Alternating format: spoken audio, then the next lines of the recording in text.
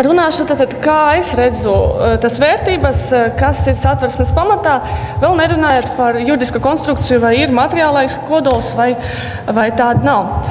Un, manuprāt, pirmās vērtības, visgalvenākās vērtības mūsu Satversmē ir apgaismības vērtības, jeb atvērta demokrātija. Tas nozīmē, ka Latvija, ka valsts ir būvēta uz individuālas brīvības un principiālas vienlīdzības idejas.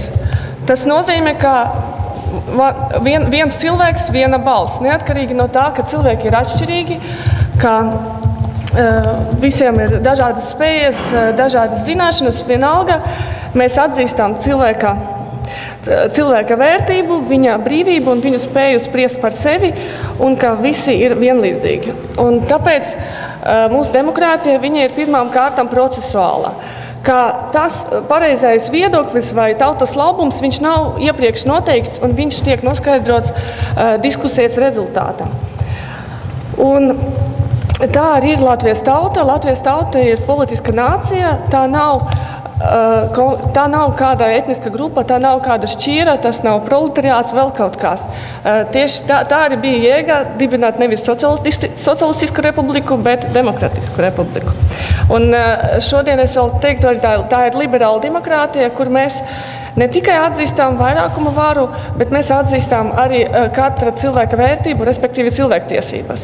Un bez cilvēktiesībām nav iedomājama moderna demokrātija. Otrais jautājums par latviskumu, par latviešu valodas lomu.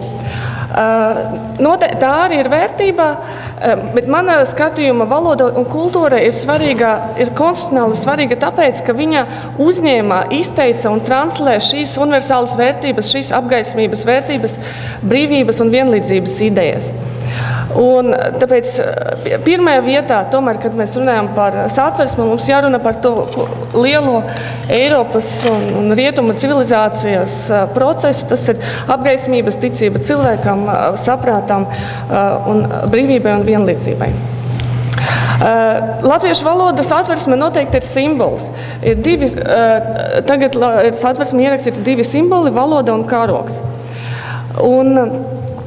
No tā es secinu, ka valoda ir viena no centrālajām Latvijas idejām, bet šo ideju var iztenot dažādos veidos. Esoša valodas politika viņai nav konstitucionāla ranga. Respektīvi, esoša valodas politika, kura balstīta uz konkurences tēzes, ka latviešu valoda konkurē ar angļu un krievu valodu, un ka viņai latviešu valodas mērķis ir monopolija, pēc iespējas vairākas sociāli-lingvistiskajās sfērās, un tad līdz ar to ir kaut kas jāierobežo, jāsodā un jāregulē, ļoti jāregulē šo jomu. Es uzskatu, šī doma nav ierakstīta Satversmē, tikpat labi varbūt citas valodas politikas, kas var balstītas uz sadarbības principiem un atbalstīt iedzīvotāju brīvprātīgu lojalitāti. Un pēdējā mana tēze, ka Satversmē nav rakstīts, ka latviešu valoda ir vienīgā valsts valoda. Tur rakstīts, ka viņa ir valsts valoda. Tam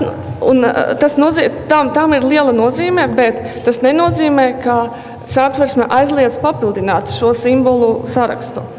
Pati latviešu valoda kļuva par simbolu 98. gada. Līdz šim viņa bija vērtība, viņa bija nerakstīta svarīga vērtība, bet viņa nebija tikai augsts rangs, ka viens no simboliem līdzīgi karogām.